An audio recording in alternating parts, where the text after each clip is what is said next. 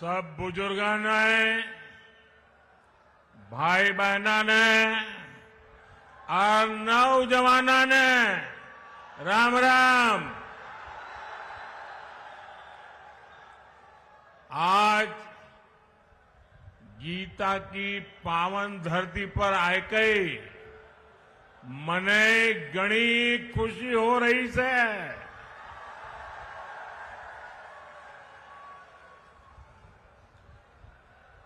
कुरुक्षेत्र में आना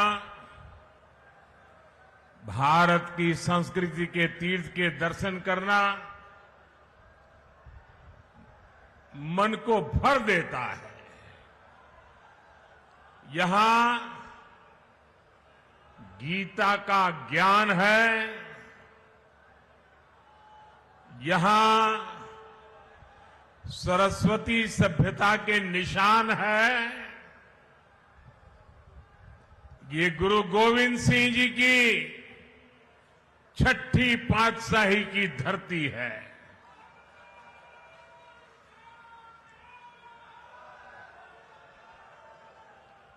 यहां श्री गुरु गोविंद सिंह जी के चरण पड़े हैं। ऐसी पावन धरती से मैं आपसे फिर एक बार भाजपा सरकार बनाने का निवेदन करने आया हूं।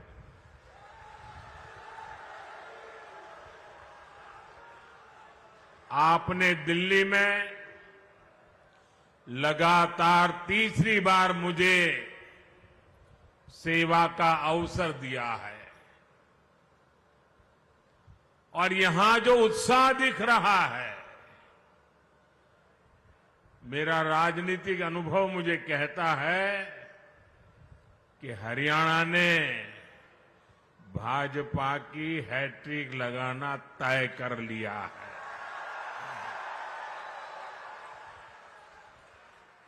अभी मुझे मेरे संसद के साथी नवीन जी बता रहे थे कि आप पिछले 50 साल का इतिहास देख लीजिए। हरियाणा की एक विशेषता रही है, दिल्ली में जिसकी सरकार होती है हरियाणा में भी उसी की सरकार बनाते हैं।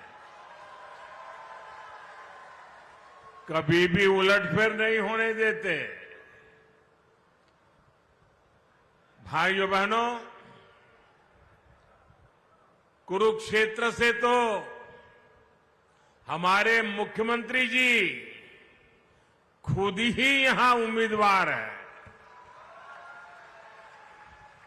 आज हरियाणा के इस बेटे की प्रशंसा पूरे देश में होती है। इतने कम समय में बहुत कम लोगों को इतनी लोकप्रियता मिलती है और इसका कारण भी है हमारे मुख्यमंत्री जी 24 घंटे हरियाणा के विकास के लिए समर्पित रहते हैं।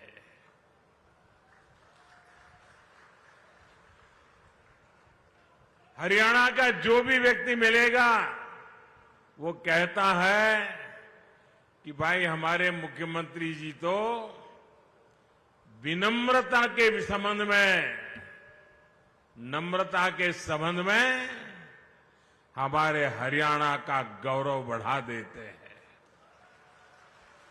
उनका व्यक्तित्व बहुत सहज है, वो बहुत सहज रूप से उपलब्ध है। और आप देखिए, पिछड़े समाज से निकलकर यहां इस बड़े पद पर पहुंचना और इस पद को भी पचा करके नम्रता का साथ जीना, ये बहुत बड़ी उपलब्धि है। भाजपा के कार्यकर्ता के नाते मुझे हरियाणा में अनेक वर्षों तक काम करने का अवसर मिला है। यहां बहुत सारे मेरे पुराने साथी बैठे हैं। जब मैं मुख्यमंत्री जी की तारीफ सुनता हूं ना, तो इतना गर्व से भर जाता हूं, इतना आनंद होता है, मन इतना प्रसन्न हो जाता है। इनका विजन और इनकी लगन बड़े बड़ों से भी कहीं बड़ी है।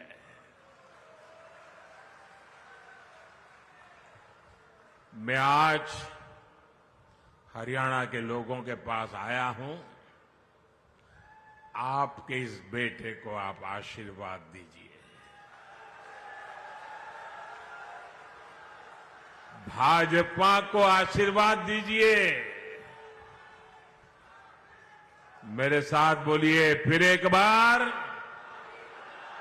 फिर एक बार। साथियों, हमारे हरियाणा के लोग अपनी जुबान के बड़े पक्के होते हैं।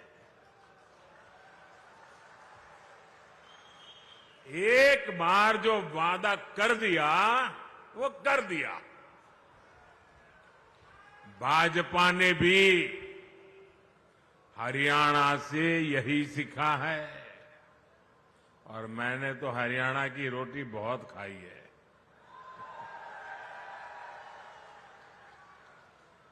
भाजपा जो कहती है वो जरूर करके दिखाती है। अभी कुछ महीने पहले लोकसभा चुनाव के दौरान मैं आपसे आशीर्वाद मांगने आया था। मैंने कहा था कि भाजपा सरकार के 100 दिन बड़े फैसलों के होंगे। गरीब, किसान, महिलाओं और युवाओं को मजबूत बनाने वाले होंगे। अभी 100 दिन पूरे भी नहीं हुए हैं, लेकिन हमारी सरकार ने करीब 15 लाख करोड़ रुपए के नए काम शुरू करवा दिए हैं। भाजपा सरकार ने गरीबों के लिए 3 करोड़ पक्के घरों को भी मंजूर किया है। ये सिर्फ पक्के घर ही है ऐसा नहीं है, ये गरीब का पक्का एड्रेस होगा। ये गरीब के सपनों का घोंसला होगा। ये उनके सपनों का लॉन्चिंग पैड होगा। साथियों, लोकसभा चुनावों के दौरान मैंने ये भी कहा था कि हम देश में 3 करोड़ लखपति दीदी बनाने के लिए काम कर रहे हैं। बीते सालों में 1 करोड़ लखपति दीदी बन चुकी है, और इन 100 दिनों में 100 दिनों के भीतर देश में 11 लाख से ज्यादा नई लखपति दीदियां बन चुकी है। और इनमें से सैकड़ों लखपति दीदियां ये मेरे हरियाणा में भी है। साथियों, 2 दिन पहले ही एक बहुत बड़ा फैसला हमने लिया है, जिसका लाभ हरियाणा के लाखों परिवारों को होगा। भाजपा सरकार ने तय किया है कि अब 70 वर्ष की उम्र से ऊपर के सभी बुजुर्गों को 5 लाख रुपए का मुफ्त इलाज मिलेगा। हर परिवार के बुजुर्ग चाहे वो कितना ही धनी क्यों ना हो, मध्यम वर्ग का हो, उच्च मध्यम वर्ग का हो, गरीब हो, कोई भी 70 से ऊपर हरियाणा में जो भी होगा उसको 5 लाख रुपए तक बीमारी का खर्चा आपका सेवक जिम्मा लेता है।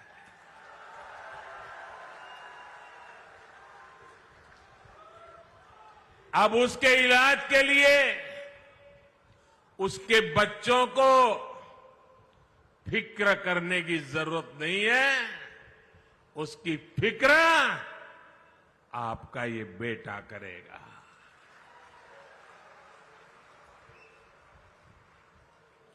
देश के बुजुर्गों को दी गई गारंटी मोदी ने पूरी कर दी है। मैं हरियाणा के सभी भाइयों और बहनों से कहूंगा, आप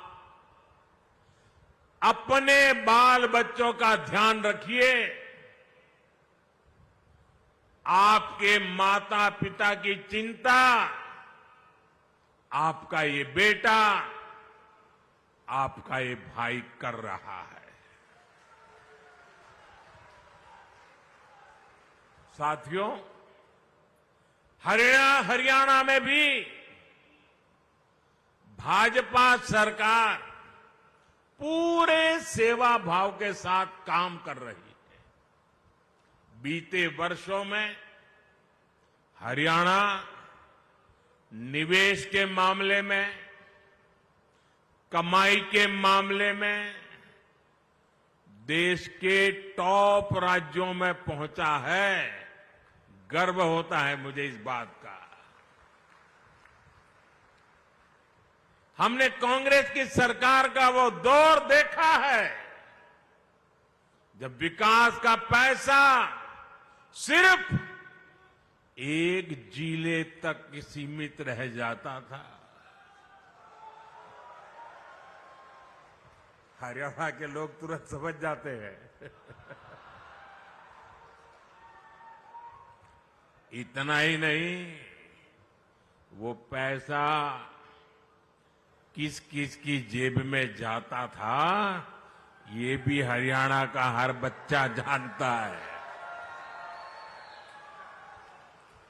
भाजपा ने पूरे हरियाणा को विकास की धारा से जोड़ा है।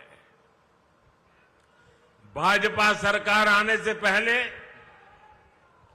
हरियाणा के आधे घरों में नल कनेक्शन नहीं था। आज हरियाणा में करीब करीब 100% नल कनेक्शन वाला ये राज्य बन रहा है।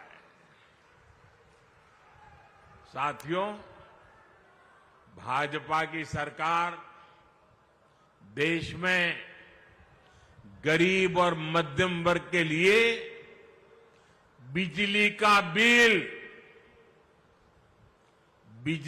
बिल जीरो करने में जुटी है।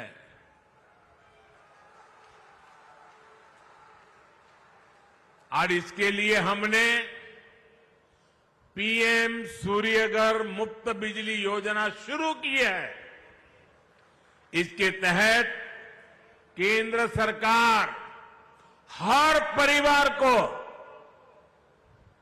यहां बैठे हुए सबको कहता हूं, मोदी है, मौका मत जाने दीजिए।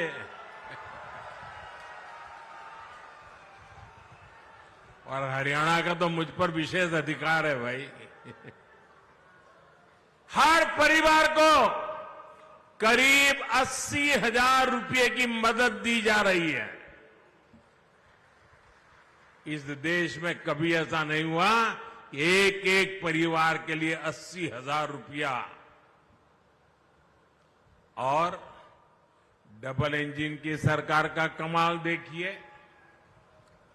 मोदी ने तो कहा मैं 80,000 दूंगा, इसमें हरियाणा के हमारे भाजपा के लोगों ने तय किया है हरियाणा के हर घर को 30,000 रुपए की मदद यहां की सरकार एक्स्ट्रा यानी 1,10,000। साथियों, आपकी कमाई बढ़े, आपके पैसे बचे, ये भाजपा सरकार की बड़ी प्राथमिकता है। साथियों, हरियाणा ने हमेशा से मुझे बहुत प्यार दिया है।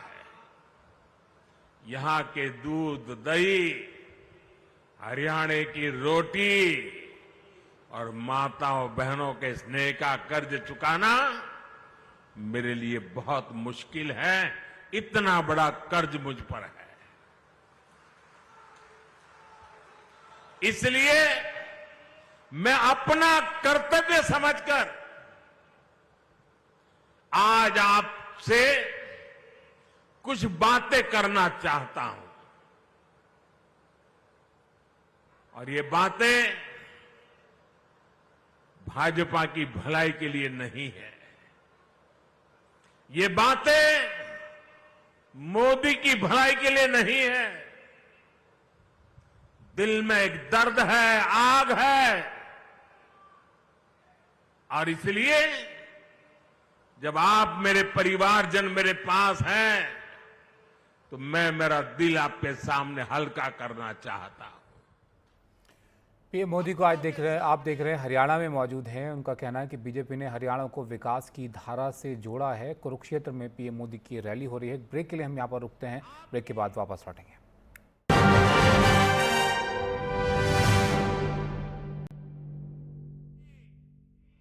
हाँ में हाँ मिला रही है, ये कट्टर बेईमान पार्टी है। इस पार्टी की भी एक ही नीति है, चुनाव जीतने के लिए जनता का खजाना खाली करो। आप पंजाब की हालत देखिए, क्या कर दी है। हरियाणा के लोगों को ऐसी पार्टियों को सरकार के पास भी नहीं फटकने देना है। हरियाणा को बचाने के लिए करना पड़ेगा, आपके बच्चों के भविष्य को बचाने के लिए करना पड़ेगा। साथियों, मैं कांग्रेस और उसका गाजा बाजा बजाने वालों को यहां कुरुक्षेत्र से आज एक और चुनौती देता हूं। कांग्रेस किसानों के लिए बड़ी बड़ी बातें करती है, उन्हें बड़े बड़े सपने दिखाती है। सच्चाई ये है, ये झूठ के अलावा कुछ नहीं है। अगर कांग्रेस में दम है तो वो कर्नाटका और तेलंगाना में अपनी किसान योजनाएं वहां लागू क्यों नहीं करते हैं? कहीं तो करके दिखाओ। किसान तो किसान है, हरियाणा के हो या फिर कर्नाटका के। फिर सिर्फ झूठी बातें कांग्रेस क्यों करती रहती है? जमीन पर करके क्यों नहीं दिखाते? आप देखिए, एमएसपी को लेकर यहां ये कितना शोर मचाते हैं, जबकि हमारा हरियाणा देश का वो राज्य है जो 24 फसलें एमएसपी पर खरीदता है। हरियाणा की भाजपा सरकार सिर्फ एमएसपी देती है, इतना ही नहीं, बल्कि भाव का अंतर भी देती है, भावांतर योजना चलाती है। मैं कांग्रेस वालों से पूछता हूं, वो लोग कर्नाटका और तेलंगाना में कितनी फसलें एमएसपी पर खरीदते हैं? वहां किसानों को कितना एमएसपी देते हैं। साथियों, भाजपा की केंद्र सरकार ने किसान का बोझ अपने ऊपर लेने के लिए अनेक प्रयास किए हैं। आप यूरिया का उदाहरण देख लीजिए। यूरिया का उदाहरण हमारे सामने है। विदेशों में यूरिया की जो बोरी 3,000 रुपए की बिकती है, वही बोरी आपको सिर्फ 300 रुपए से कम में दी जाती है। कहां 3,000 दाम और कहां 300 से भी कम में मिलना। इसके लिए केंद्र सरकार ने बीते सालों में करीब 10 लाख करोड़ रुपए जो किसान के सर पे पड़ने वाले थे, वो पड़ने नहीं दिए। 10 लाख करोड़ रुपए का बोझ दिल्ली की भाजपा सरकार ने उठाया है, ताकि मेरे किसान पर बोझ न बढ़े। साथियों, मैं आपसे एक और बात पूछूंगा। क्या कांग्रेस के राज में किसी किसान के खाते में कभी पैसा जमा होता था क्या? जरा जोर से बताइए, होता था क्या? 1 रुपया भी आता था क्या? ये लोग 1 पाई भी नहीं देते थे। किसानों के बैंक खातों में सीधे पैसे भेजने का काम भाजपा ने किया है। तो पीएम मोदी को आप यहां पर दिख रहे हैं। आज सभा हरियाणा में हो रही है और किसानों का मुद्दा हरियाणा में जो है वो एक बड़ा मुद्दा रहता है और इस समय किसानों के मुद्दे को लेकर ही कांग्रेस पर उनकी तरफ से निशाना जो है वो साधा गया है। ब्रेक के लिए यहां पर रुकते हैं, ब्रेक के बाद वापस लौटेंगे।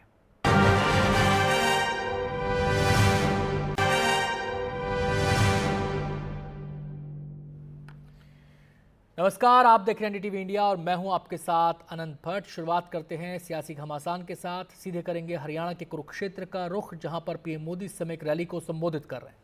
तो वो कांग्रेस का परिवार है।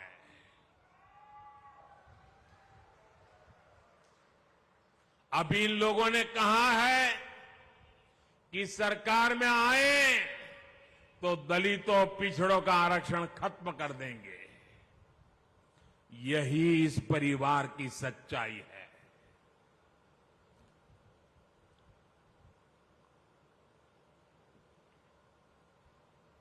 कांग्रेस का परिवार हमेशा से ही बाबा साहब आंबेडकर जी को नफरत करता था, आरक्षण का घोर विरोध करता रहा है। इस परिवार ने हमेशा दलितों, ओबीसी, आदिवासियों को अपमानित किया है। आप याद रखिए, नेहरू जी जब पीएम थे तो उन्होंने आरक्षण का विरोध किया था। राज्यों के मुख्यमंत्रियों को चिट्ठी लिखी थी, सबूत मौजूद है। और इतना ही नहीं, नेहरू जी ने यह भी कहा था कि आरक्षण वाले नौकरी पा जाएंगे तो सरकारी सेवा की क्वालिटी खराब हो जाएगी। ये नेहरू जी के शब्द हैं। नेहरू जी ने ओबीसी आरक्षण के लिए काका साहब कालेलकर का जो कमीशन गठित हुआ था, उसकी रिपोर्ट आई थी। ओबीसी समाज का भाग्य बदलने वाली रिपोर्ट थी। लेकिन पंडित नेहरू ने उसको भी ठंडे बस्ते में डाल दिया। नेहरू जी के बाद जब इंदिरा जी आई तो उन्होंने भी ओबीसी आरक्षण पर रोक लगाकर रखी। जब देश ने उनको सजा दी, जनता पार्टी की सरकार बनी, मोरारजी भाई के नेतृत्व में तब मंडल आयोग बना, लेकिन फिर कांग्रेस आ गई और मंडल कमीशन की रिपोर्ट ठंडे बस्ते में डाल दी गई। इसके बाद राजीव जी ने भी अपनी सरकार में ओबीसी को आरक्षण नहीं मिलने दिया। जब केंद्र में भाजपा के समर्थन से अटल जी की सरकार बनी, तब मंडल आयोग की रिपोर्ट लागू हुई। वीपी सिंह की सरकार बनी, अटल जी के जनसंघ ने, भाजपा ने समर्थन किया था उस समय, और तब जाकर के ओबीसी समाज को आरक्षण मिला जब भाजपा का समर्थन था। और आप ये भी याद रखिए, राजीव गांधी ने नेता विपक्ष के रूप में भी, ऑपोजिशन लीडर के नाते पार्लियामेंट में उनका भाषण है, उन्होंने आरक्षण का पुरजोश विरोध किया था। उन्होंने एक इंटरव्यू में, ये शब्द उनके हैं, मैं बताता हूं, उन्होंने एक इंटरव्यू में कहा था, उन्होंने यहां तक कह दिया था, आरक्षण पाने वालों को बुद्धू तक कह दिया था ये राजीव जी ने। एससी, एसटी, ओबीसी समाज का इससे बड़ा अपमान क्या हो सकता है। अब कांग्रेस का शाही परिवार फिर आरक्षण खत्म करने पर अड़ रहा है, लेकिन मेरी बात कांग्रेस कान खोल करके सुन ले, जब तक मोदी है,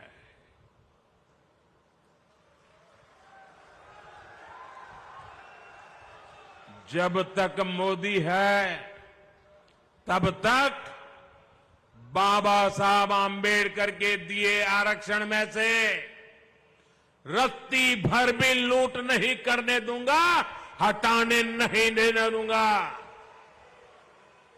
एससी, एसटी, ओबीसी का आरक्षण रहेगा, ये मोदी की भी गारंटी हो और भविष्य में उसके लिए लड़ाई लड़ने की भी गारंटी है। साथियों, कांग्रेस का दलित विरोधी चेहरा हरियाणा से बेहतर कौन जानता है। हरियाणा में जब जब कांग्रेस की सरकार आती है तो दलितों का जीना मुश्किल हो जाता है। 2005 में गोहाना में कितना बड़ा कांड हुआ था, क्या उसे कोई दलित परिवार भुला सकता है? 2010 में मिर्चपुर कांड को क्या कोई भूल सकता है? 2012 में भगाना में जो कुछ हुआ था, फिर 2014 में दलित बेटियों के साथ जो कुछ हुआ था, उस शर्मनाक घटना को याद करके ही रूह कांप जाती है। तब हमने ये भी दिखा था कि मुख्यमंत्री हुड्डा जी और इनका दिल्ली का शाही परिवार सबके मुंह पर ताले लग गए थे। इसलिए कांग्रेस से यहां के दलित समाज को बहुत सचेत रहने की जरूरत है। मैं तो कांग्रेस से एक और बात बताऊंगा। पहले कांग्रेस में जो एक अंदरूनी महाभारत चल रही है, अरे जरा उसे तो संभालो। जिस तरह यहां एक परिवार को आगे बढ़ाकर कांग्रेस राजनीति कर रही है, वो पूरा दलित समाज देख रहा है। साथियों, भाजपा की सरकार पूरी ईमानदारी से हरियाणा के विकास में जुटी हुई है, जबकि कांग्रेस की सरकार के दौरान यहां भ्रष्टाचार ही संस्कार बन गए थे। इसका बहुत बड़ा नुकसान हरियाणा के नौजवानों को हुआ। जब यहां कांग्रेस की सरकार थी तो खर्ची और पर्ची के बिना नौकरी नहीं मिलती थी। भाजपा सरकार ने खर्ची पर्ची के इस खेल को बंद कर दिया है। इसकी प्रशंसा पूरे देश में हो रही है। भाजपा सरकार ने पूरी पारदर्शिता से यहां करीब 1.5 लाख सरकारी नौकरियां दी है। अभी भी हमारे मुख्यमंत्री नायब सिंह सैनी जी 25,000 युवाओं को नौकरी देने जा रहे थे, लेकिन कांग्रेस के भर्ती रोको गैंग ने उसमें अड़ंगा डाल करके रख दिया। लेकिन हरियाणा के नौजवानों, आप चिंता मत करिए, 8 अक्टूबर के बाद फिर भाजपा सरकार बनेगी तो इसी कार्य से नए कार्यकाल का श्री गणेश किया जाएगा। साथियों, हरियाणा में तीसरी बार भाजपा सरकार आने का मतलब है सबका विकास, तेज विकास। तीसरे टर्म में कुरुक्षेत्र को सांस्कृतिक पर्यटन का बड़ा सेंटर बनाने का हमारा अभियान तेज होगा। गीता महोत्सव और ज्योतिसर अनुभव केंद्र यहां बन चुके हैं। संत रविदास जी के भव्य स्मारक पर भी काम शुरू हो चुका है। विकास कैसे हर काम तेजी से हो, इसके लिए तीसरी बार यहां पूर्ण बहुमत की भाजपा सरकार बनानी है। 5 अक्टूबर को कमल निशान पर उंगली दबानी है। आप सभी के आशीर्वाद फिर एक बार भाजपा सरकार बनाएंगे। इतनी बड़ी तादाद में, इतने बड़े उमंग और उत्साह के साथ आए हुए आप सबको मैं हृदय से धन्यवाद करता हूं। मेरे साथ बोलिए, भारत माता की। आवाज दूर दूर तक जानी चाहिए। भारत माता की, भारत माता की, भारत माता की। बहुत बहुत धन्यवाद। तो प्रधानमंत्री नरेंद्र मोदी को भी आप कुरुक्षेत्र से सुन रहे थे। कुरुक्षेत्र में आज उन्होंने पहली रैली की हरियाणा विधानसभा चुनाव के लिए, और जो बड़ी बड़ी और अहम बातें उन्होंने बोली हैं, सबसे पहले आपको वो बता देता हूं। परिवारवाद पर तीखा हमला प्रधानमंत्री नरेंद्र मोदी ने बोला है। इसके अलावा भ्रष्टाचार को लेकर कांग्रेस को निशाने पर लिया है। पर्ची खर्ची का जिक्र कर उन्होंने बताया कि कांग्रेस के जमाने में कैसे हरियाणा की ये संस्कृति बन गया था, पर्ची खर्ची का रिवाज। और साथ ही साथ उन्होंने आरक्षण को लेकर भी कई बातें कहीं और ये कहा कि जब तक वो हैं तब तक वो आरक्षण को खत्म नहीं होने देंगे।